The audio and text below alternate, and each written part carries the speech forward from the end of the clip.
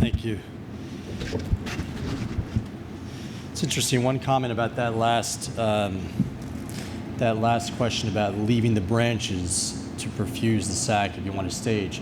I think that what we tend to do is put a bare metal stent, for instance, the Iliac, not with this, but with other branch devices. And I think that although it doesn't, obviously it's not a covered stent, there's some sort of laminar flow provided by that Iliac. Gives almost like a track, if you will, where blood tends to be more laminar flow, and I think that may be protected. But anyway. So I talked a little bit about yesterday about in 8, although it turned out to be 14 minutes, about the Iliac branch devices, specifically the Gore and the Cook. The Gore being the only one available here in the United States. Cook is hopefully just down the road. I'm going to give a case presentation here of an Iliac branch case. It's a bilateral case, as you'll see. This is a 67-year-old man with a known AAA, 4 centimeters in 2015. And it's grown pretty remarkably at a slow clip to 2016. You see 4.5, 5.5, 6.6, and the more recent one now actually should be even more. 8.0 was 2018. See some of his medical history there. I'll show you the CAT scan here. It looks a little bit sandwiched there, doesn't it? But you can see here that the aorta has a nice neck below the renal arteries. There's a fairly large abdominal aortic aneurysm and bilateral common iliac artery aneurysms that are also quite large. Patent internal iliac arteries and nice normal appearing external. Here's a nice 3D CT imaging showing again, single bilateral renal arteries, a nice neck, very large sort of pantaloon aneurysms going down into the iliac artery, and normal internal and external. I will point out, as you'll see in a minute, there's some calcification on the left side that will become significant. So just a very quick review of the Gore device. This poses some special challenges when we talk about bilateral disease. You can see for the unilateral case, the instructions for use is 165 millimeters from the lowest renal to the bifurcation of the iliac artery. And this is a little bit shorter than for bilateral cases, because in fact for the bilateral case you can imagine you have to bridge across the contralateral limb, which is longer.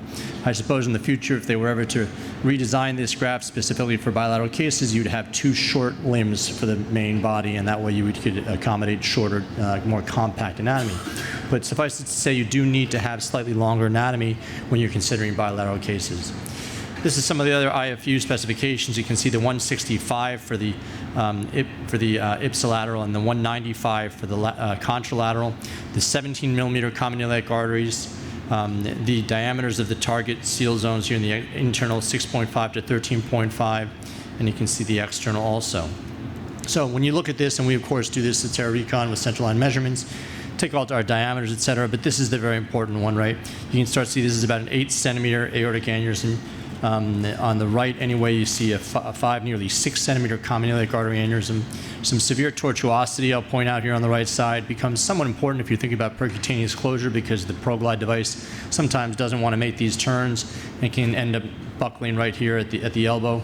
There is some calcium here as well, I'll point out a little later. This is the key measurements we were speaking about with lengths 223 and 242. So clearly we have more than enough lengths, more than enough running room to accommodate a bilateral device. And here's a little calcium I mentioned here, and you can see there's a very severe stenosis, if not an occlusion, of the left external iliac artery. So access, of course, we weren't 100% sure whether that was truly occluded. We did attempt percutaneous access, and you can see on the right side, in addition to the tortuosity, there's some disease at the common femoral, although not occlusive. And on the left side, which hopefully you can make out over here, there's a complete occlusion of the left external. So a little micropuncture needle, a little injection showing that this was not going to be a percutaneous case after all. You can see here there's the slight injection showing an abrupt cutoff, fairly focal. If you remember, the CAT scan showed a very focal lesion there. The right side has that tortuosity, which again may or may not be relatively prohibitive when you're talking about percutaneous closure devices. And you can see that we go ahead, advance our wire, and as you can imagine, these all those severe tortuosities all tend to to straighten out. We do fusion imaging in the OR here, and this becomes especially useful when we're talking about bilateral branch cases, much like we use it for the visceral segment. I think it really does cut down on contrast used on fluoro time, radiation, etc. But you can see a nice example of how that iliac artery does straighten out very remarkably on the right side when we put the stiff wire up. And this is through open cut downs bilaterally. Putting the stiff wire, we tend to use a Meyer wire or a Lunderquist. We advance our 16 French sheath. The Gore device in particular requires a 16 French sheath for the ipsilateral and at least a 12 French for the other sides. I'll show you. We have our pigtail catheter. We tend to put it right at the bifurcation, take a picture. You can see bilateral internal iliac arteries are open. They're nice and patent. Fairly nice, attractive aortic bifurcation, not a very acute angle here. But again, you notice that there is a complete occlusion of the left external, although there is some collaterals that reconstitute it. It's about a 1 centimeter occlusion. We've gone ahead now. We have both groins open, I'll remind you. And so we're able to just get over the top with a glide wire through our 16 French sheath there. We traverse the lesion fairly easily, and we're able to just fish it out the arteriotomy on the left common femoral artery. Now this avoids having to do a snare technique, which of course you all probably know is necessary when we're talking about an iliac branch case with the precannulated wire. We will eventually use the snare for the other side, but for this side we were able to avoid that because we simply went ahead and crossed the lesion and have now a femoral through and through wire. You can see here this is now the 12 French sheath advancing over a stiff wire. The nice thing here is you've got the wires. I tend to put hemostats on both wires, kind of pull gently down on each side of this so that we can go ahead and give ourselves some support. And these tend to track fairly nicely. You can see here that this is, again, the 12 French sheath advancing over the wire. We've withdrawn the 16 French sheath, and we have that device now advancing into the bifurcation. What you'll notice here that becomes very important is the issue of wire wrap. And this is something that you can see perhaps a little bit better in this picture here. We're opening the device. The wire wrap has been avoided. We've kind of got the contralateral or the short hypogastric limb open, pointing towards the internal iliac. I think that becomes very important when we do these cases. We want to sort of avoid as much manipulation as we can. So outside the body, we kind of anticipate how it's going to open. Again, avoiding wire wrap. We go ahead now, and you can see here we're advancing now the 12 French sheath over the top of the bifurcation into the main body.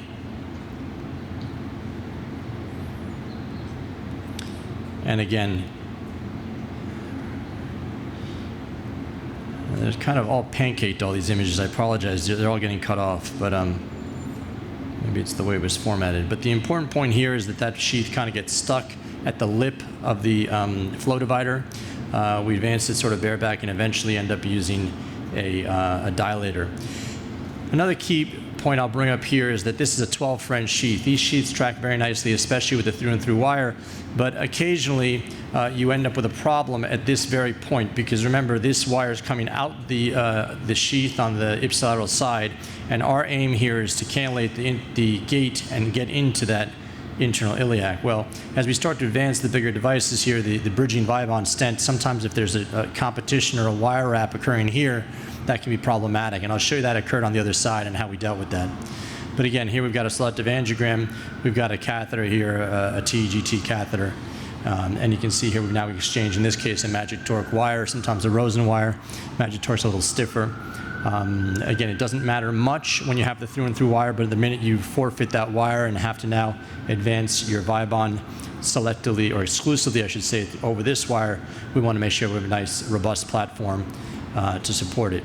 At the end, we have our Vibon in place. Again, this should measure less than 13.5. We have a nice landing zone here. We've got a balloon in place, and we're going to mold this. And of course, we use the kissing technique to mold the area up here where the external, internal limbs might be competing. So, okay, so we've done that now, and we've got now a snare. Now, this is the way this procedure is meant to be, after all. We don't usually have open femoral groins where we're fishing out the wires. We've snared the glide wire from left to right. We have our 12 French sheath on the left. Our main body and Viabond internal limb have been deployed on the right, and we're simply now going to, again, have a through and through wire. We advance the left contralateral branch device now over the stiff wire after backloading that through and through wire. So the through and through wire, again, is coming through the precannulated gate and out this sheath.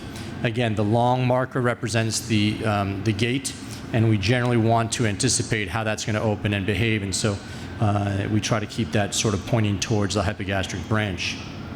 Again, using our overlay and our fusion, we roughly have a nice match here, and we can start to understand where this gate is going to open and how it's going to behave relative to the origin of the hypogastric. And it's a little bit of a tight squeeze here, but I think it's going to open right about here, and hopefully we'll be right on target.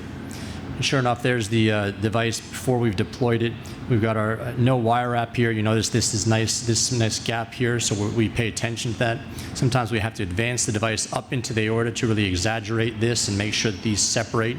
You can follow the wire medially also along this and make sure there's no wrap there. This becomes important, as you can imagine. If you have wire wrap and you deploy it, you're going to end up all pretzeled in there. Not much of a lumen. There's a lot of thrombus in this aorta, but the internal is very nice. Again, this device is then, as you can see here, positioned properly. And after we've deployed it, we're going to inject, after advancing that sheath, we're going to inject right here, and you can see the hypogastric. I want to show you this right here because I think this is a very important little clip. As we advance the device, you'll see that this sheath is buckling. Now we have our through and through wire here, and we have a 12 French sheath coming from the left, from the right to the left.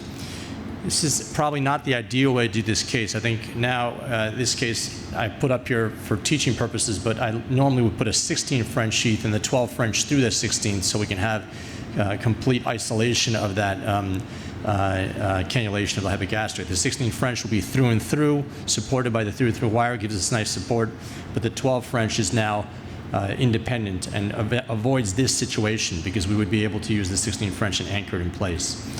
Nonetheless, in this case, we had to lose the through and through wire in order to avoid that, and we can see now we've got a magic torque into that second, third order branch, and now, sure enough, we're able to advance that device easily into the internal iliac artery, as you can see here.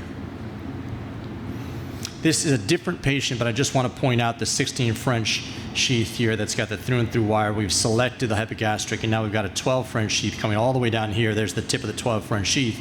You haven't lost the advantage of the through and through femoral wire that's, you're leaning back on a little bit and allowing it to stay snug on the bifurcation of the aorta. So this 16 French sort of tandem telescoping technique, I think, is a very important thing to keep in mind when you do these cases, whether it's bilateral or unilateral.